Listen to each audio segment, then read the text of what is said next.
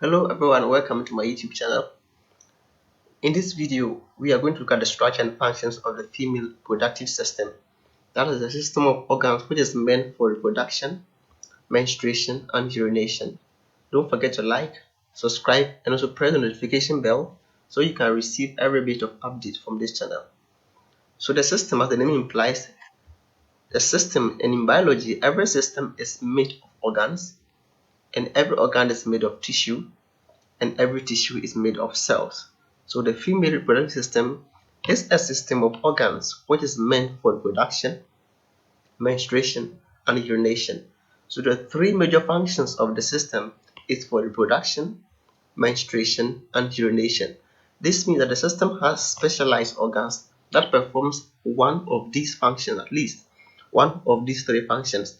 It has specialized organs for reproduction, specialized organs for menstruation, and specialized organs for urination. Other minor functions of the system include production of gametes, production of hormones, and the rest. The system has both internal and external features, and each of these features play a role in achieving any one of these three major functions.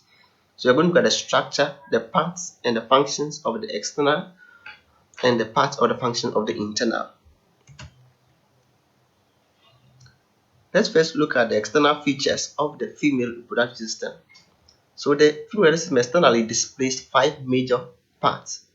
The five major parts of the system is the clitoris, we have the urethra, we have the vagina, we have the labia majora, and the labia minora. These five forms the external features of the female reproductive system. Let's see how it is positioned. Now this is the system. The structure of the system is positioned in between the two thighs of the female, just above the anus. So this is the external features of the system. We have the clitoris. This is the clitoris which is just shown above the entry of the system or the vagina. The clitoris is just for sexual arousal. The rubbing of the clitoris arises the female feelings or the sexual feelings or the sexual interest of the females during sexual intercourse. So the clitoris serves the function of sexual arousal, or it places the female in the mood that prepares them for sexual intercourse. We have the urethra, which is just below the clitoris, and then as the name implies, it is urethra because it is a site for excretion or excretion of urine. So as the name is, a urethra, just a tube which helps women to urinate or remove urine from their body. We have the vagina. The vagina itself is the main hole or the entry into the system. The hole into the system is what we call the vagina. Basically, the hole is where the females or the males tend to insert their penis during sexual intercourse. So during sexual intercourse, the vagina is where the males insert their penis. We have the labia majora and the labia minora. The majora is a very thick tube or fleshy skin that covers the whole system. So the thick skin that covers the whole system is what we call the labia majora. And the minora is just a fleshy and a thin that covers the entry of the vagina. Now the whole flesh that covers the system, the flesh that covers the entry of the vagina is called the vulva. So the vulva is the outer covering of the whole system. The vulva is made of the labia majora and the labia minora. The anus is just for defecation, which is just positioned below the female reproductive system. So this is the external features of the reproductive system, and these are their functions. The clitoris for sexual arousal, urethra for urination, vagina is meant for copulation or to acceptance of the penis from the males. Labia and the majora and minora is the fleshy skin that covers the whole system.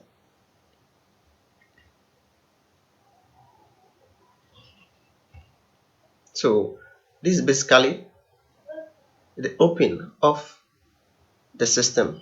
So this is the outer covering. We have the clitoris as shown here, which is just for arousal during sexual intercourse. We have the opening of the urethra, which is meant for urination. We can have the labia majora, the labia minora. Other functions, other minor component is the hymen. The hymen is basically the covering of the vagina or the covering of the opening of the vagina when, let's say, females are virgin. So it's just a thin layer of membrane that covers the entry of the vagina. So when it is broken, females tend to bleed. And this is the anus. Now a thick muscle that connects the vagina and the anus is called the perineum.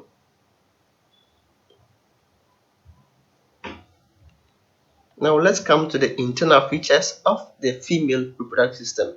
We first look at the external features. Let's look at the internal features. So these are the internal features of the system. That is when you open the system without the outside, you will see the fallopian tubes, you will see the ovaries, you will see the uterus, you will see the cervix, and the vagina again. So the vagina opens outside into inside. So the vagina can form parts of both the external and the internal features of the system. So let's look at it. If this is the opening or the internal features or internal structure of the female system, the entry into the system is what we call the vagina. The opening of the uterus is what we call the cervix. We have the ovaries, we have fallopian tubes,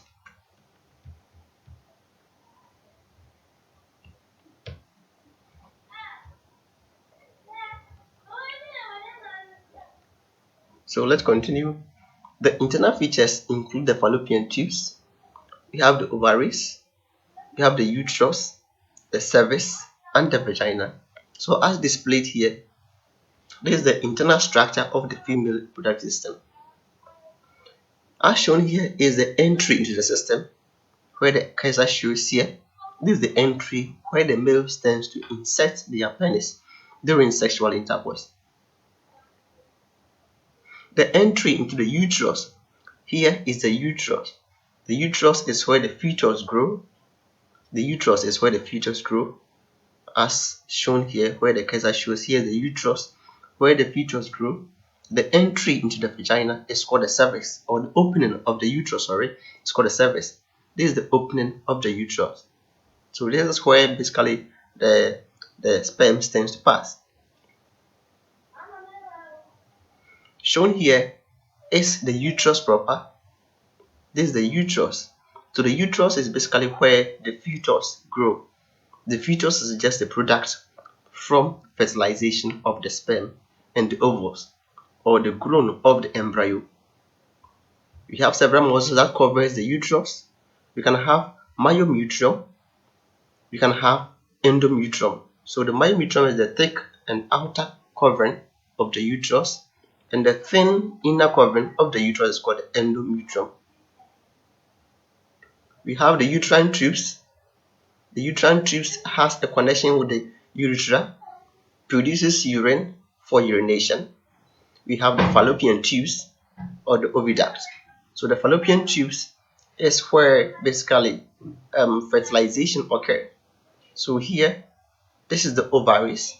The ovaries produces ovule through ovulation and produce the ovule. The ovule passes here through what you call the fallopian funnel. This is called the fallopian funnel here. Then somewhere here, it meets the sperm and fertilization occurs. So after fertilization, the embryo then moves to the uterus for growth. So these are basically the internal features of the female reproductive system. Their functions. We have the fallopian tubes, that is a site for fertilization. We have the ovaries that produces the ovules. We have the uterus that produces or that accommodates the embryo or the fetus. We have the cervix as the opening of the uterus or the entrance into the uterus, and also the vagina, which is just the opening into the system. The vagina forms part of both the external and the internal features of the system. So this is a summary of the system. We have the vagina that opens. So as seen here, this one just displays both the internal and external features.